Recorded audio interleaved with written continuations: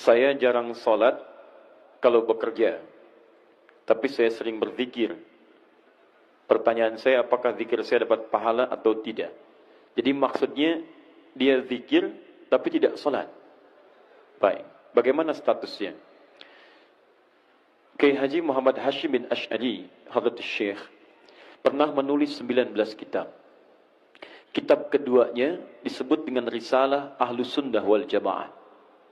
Anda buka di halaman ke-11, paragraf yang ketiga, baris 1 sampai 3, paling kiri sebelah bawah. Ini aliran semacam ini, itu sudah ada di Jawa tahun 1333 Hijrah. Dikenal dengan Abahiyun. Judulnya diberi bab Faslun fi zuhuril bid'ah fi ardi Jawa wal mubtadi'ina fiha wa intisyariha. Pasal tentang datangnya aliran-aliran yang menyimpang di tanah Jawa, penyebarannya dan tokoh-tokohnya. Di antaranya dikenal dengan Abahiyun. Siapa Abahiyun itu? Yaitu orang-orang yang berzikir dalam dirinya. Kemudian dia menyimpulkan wasafa qalbuhu. Hatinya telah merasa bersih, merasa tenang. Wala yantabiqu alaihi al-amru wan nahyu. Dan tidak berlaku lagi bagi dia larangan dan perintah. Karena itu orang ini, dia sudah merasa nggak usah sholat. Karena sholat itu bagian dari zikir. Yang penting saya sudah bisa zikir, saya sudah sholat.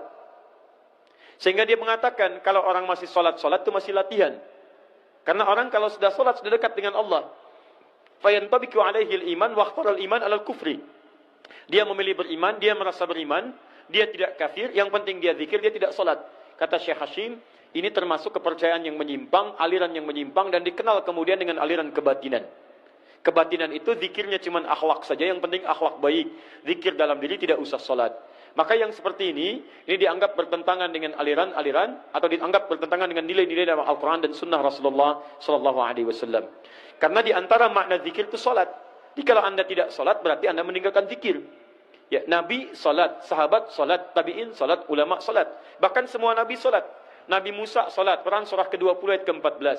Nabi Isa sholat, Quran surah ke-19 ayat 31 sampai 33. Nabi Ismail sholat, meminta keluarganya untuk sholat. Wa kana ya'muru ahlahu bis sholat, Quran surah 19 ayat ke-55. Nabi Ibrahim sholat, mendoakan keturunannya supaya sholat. Quran surah ke-14 ayat 39, 37 sampai 39. Semua sholat. Nah, Nabi, Rasul sholat, sahabat sholat, tabi'in sholat, ulama sholat. Antum bukan Nabi, bukan Rasul, bukan tabi'in, bukan sahabat, bukan ulama. Antum tidak sholat. Ada sesuatu yang harus kita perbaiki dalam diri kita. Disingkatnya, tidak dibenarkan sholat hanya berzikir saja dalam diri kita, tapi harus diwujudkan dalam bentuk gerakan-gerakan ibadah sholat. Ya. Boleh berzikir. Subhanallah, Alhamdulillah, Allahu Akbar. Kapan waktunya? Selesai sholat. Boleh.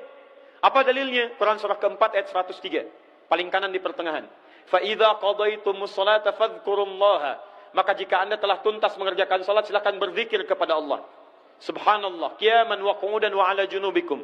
Boleh sambil berdiri, boleh sambil duduk, boleh sambil berbaring. Apa di antara zikirnya? Astaghfirullah, astaghfirullah, astaghfirullah. Allahumma antas salam wa minkas salam tabarakta ya dzal jalali wal ikram. Hadis Muslim hadis 593. Ya, la ilaha illallah wa la syarika lah, lahul mulku wa lahul hamdu wa ala kulli syai'in qadir. Hadis Muslim hadis 595. Jadi, saya pertanyaan untuk yang pertama ini tidak diperkenankan. Saya ulang, tidak diperkenankan meninggalkan sholat dan mengganti dengan zikir-zikir dengan kalimat thayyibah saja. Bagaimana Ustadz kalau solusinya? Masalahnya saya sulit menemukan waktu sholat. Ada beberapa pertanyaan. Pekerjaannya tidak memberikan toleransi untuk menunaikan sholat, atau waktu-waktu yang diberikan tidak sesuai dengan waktu-waktu sholat. Bagaimana solusinya?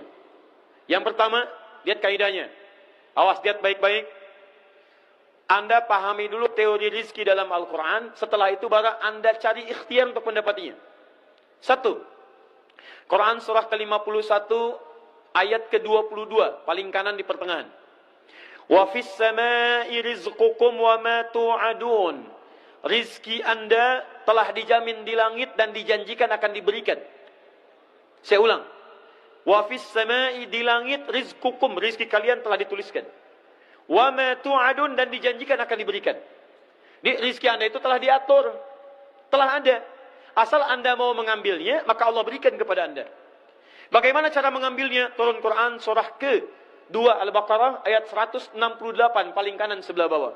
Ya ayyuhan nasu kulu mimma fil ardi halalan thayyiba. Hai manusia, silakan bekerja di dunia, di bumi silakan kerja dengan cara yang halal dan thayyib, dengan cara yang terbaik.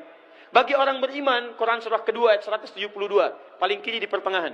Ya ayyuhalladzina amanu kulu min thayyibati ma razaqnakum. Hai orang-orang beriman, silakan cari rezeki, dapatkan rezeki kami telah siapkan. Cuma saat Anda mencari rezeki itu, ada turunan yang lainnya. Perhatikan baik-baik. Jangan tinggalkan ibadah. Tingkatkan takwa. Begitu takwa ditingkatkan, berkah dibuka, rezeki dibuka. Quran surah ke-7 ayat 96. Walau anna ahlal qura amanu wattaqau lafatahna alaihim barakati minas sama'i wal ard. Dimohon maaf, Anda kerja halal, rezeki dapat. Anda kerjakan sholat, rezeki dapat. Rezeki itu telah diatur. Yang belum ada jaminan itu surga antum. Antum meninggalkan sholat, dapat rezeki juga. Tapi kalau antum tidak sholat, akhirat antum bermasalah. Jadi, rumusnya bagaimana? Rumusnya adalah, jangan takut antum tidak mendapatkan pekerjaan, karena takut kehilangan rezeki. Tidak.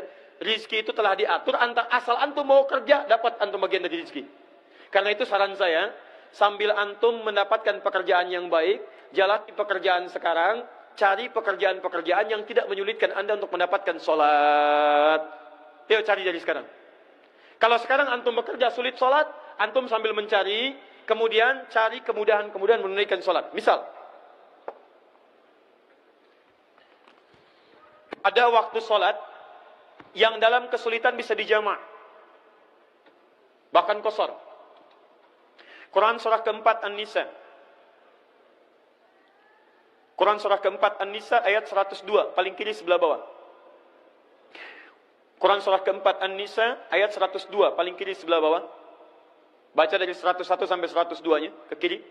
Wa idza darabtum fil ardi falaysa 'alaikum junahun an taqsuru minas shalah. Kalau Anda sedang berpetualang di bumi, Anda punya kesulitan, khawatir terhadap sesuatu, maka tidak ada dosa bagi Anda untuk mengqasar salat. Bahkan kalau perlu Anda jamak misalnya. Jamak itu punya dua kondisi. Kondisi pertama dalam safar.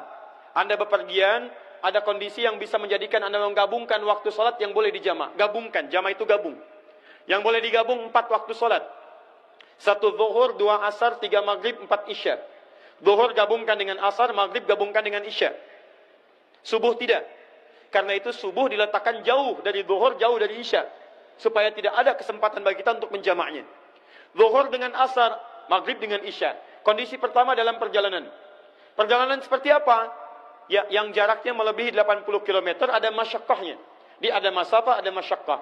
Masafah itu jarak, masyaqqah itu kesulitan. Maaf, misal Anda dari Busan ke sini ada kesulitan, macet luar biasa. Diprediksi habis waktu asyar, boleh Anda jamak. Bahkan qasar.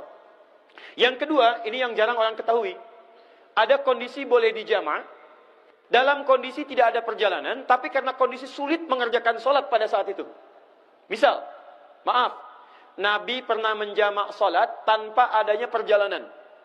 Apa yang terjadi pada saat itu? Ada kondisi angin yang sangat kencang. Ada badai hujan turun.